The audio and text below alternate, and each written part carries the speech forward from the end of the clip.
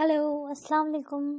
मेरा छोटा सा जो है मैं लेकर आई हूँ, मुझे बहुत पसंद है ऐसी चीज़ कलेक्ट करना, स्पेशली जब मैं थोड़ा सा भी सैड होती हूँ, स्ट्रेस में होती हूँ, कुछ ना कुछ लाती हूँ जिससे कि मुझे खुशी होती है। बस स्ट्रेस रिलीज़ करने का तरीका है मेरा। कितनी क्यूट है ना।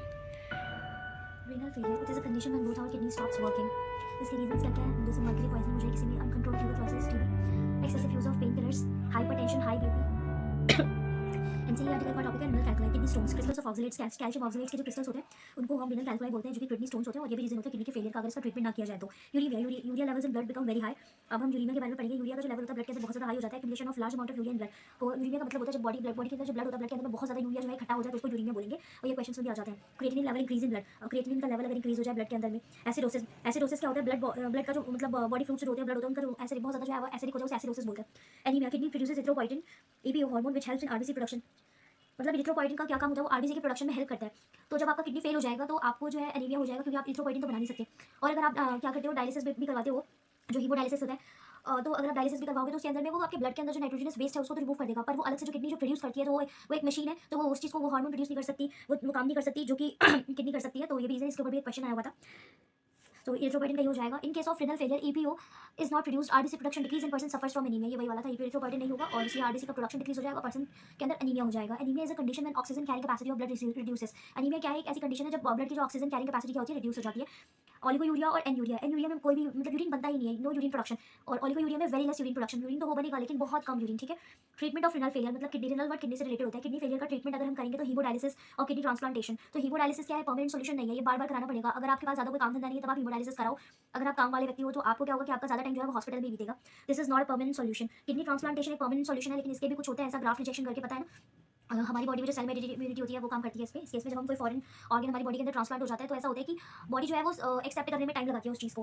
अब हम हीमोडायलिसिस पढ़ेंगे। हीमोडायलिसिस की बात करें तो एक मशीन होता है, या इसे हम आर्टिफिशियल किडनी भी बोलते हैं। इसके अंदर सेलोफेन मेम्ब्रेन ट्यूब होती है जिसमें blood cells and plasma proteins can not pass across, जिससे कि सब कुछ पास होगा लेकिन ब्लड सेल्स और प्लाज्मा प्रोटीन्स क्या होंगे? पास नहीं होंगे। डायलिसिंग सोल्यूशन का कंसंट्रेशन जो होता है वो सेम एज ब्लड होता है। यहाँ पे जो कंसंट्रेशन है डायलिसिंग सोल्यूशन का वो सेम एज ब्लड होता है। वो इसलिए होता है ताकि कुछ भी जो है वो डिफ्यूज होकर बाहर ना जाए, जो कि ब्लड के कंपोनेंट्स है, जैसे कि ग्लूकोज हो गया, अमीनो एसिड हो गया, ये सब नहीं जाए बाहर। इसीलिए सिर्फ N2 जो है नाइट्रोजनस वेस्ट जो है वो जाए खाली, इसीलिए। डायलिसिंग सॉल्यूशन के अंदर pure blood concentration same as blood except plasma proteins, blood cells and nitrogenous waste, ठीक है। यूरिया और नाइट्रोजन बेस में यूरिया हो जाएगा, यूरिक एसिड हो जाएगा, क्रिएटिनिन हो जाएगा, अमोनिया हो जाएगा, आर एब्सेंट। यहीं पे डायलिसिंग सॉल्यूशन के अंदर ये सारी चीजें नहीं होती हैं। अब हम क्या करेंगे, जो हमारा जो आर्टरी है, आर्टरी में से जो है ब्लड को बाहर निकालेंगे और उसके अंदर हेपेरिन ऐड करेंगे और ब्लड को ठंडा करेंगे। हेपेरिन क्या होता है? हेपेरिन जो होता है वो एक एंटीकोएगुलेंट होता है ताकि ब्लड जम ना जाए, इसीलिए।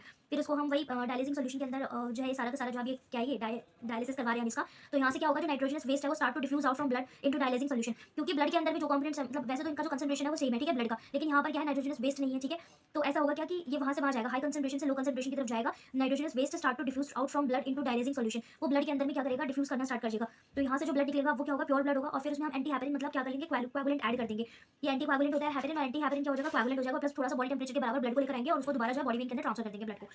ये मैंने जो है रिवाइज किया है खुद भी, और मैंने सोचा कि इसको वीडियो के थ्रू आप लोगों को भी बताओ। अगर आप लोगों का भी कहीं कुछ ऐसा पॉइंट मिस कर गया होगा तो आप लोगों को भी पता चला होगा थोड़ा बहुत। ये मेरे टीचर ने ये वाला मतलब, मैं नोमेश सर से बायोलॉजी पढ़ती हूँ, बहुत अच्छा लगता है मुझे, तो उनके नोट्स चाहिए, उनसे मैंने पढ़ा है। तो इस वीडियो को मैं अपने ब्लॉग में ऐड करूँगी ताकि जब मेरा ब्लॉग देखे तो आपको थोड़ा बहुत जो ये भी प्रॉब्लम है वो भी, अगर आपका कहीं पे भी कुछ ऐसा मिस्टेक है वो करेक्ट हो जाए आपका।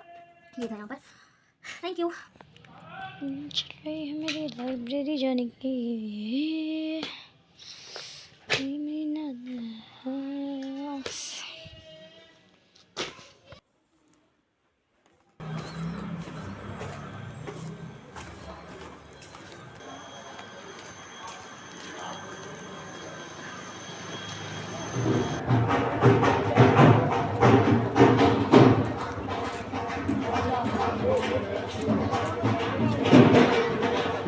महफिल जमी हुई है, ढोल बज रहे हैं, डॉग्स यहाँ पे बैठे हुए हैं प्यारे प्यारे से। वैसे मुझे बहुत डर लगता है डॉग से।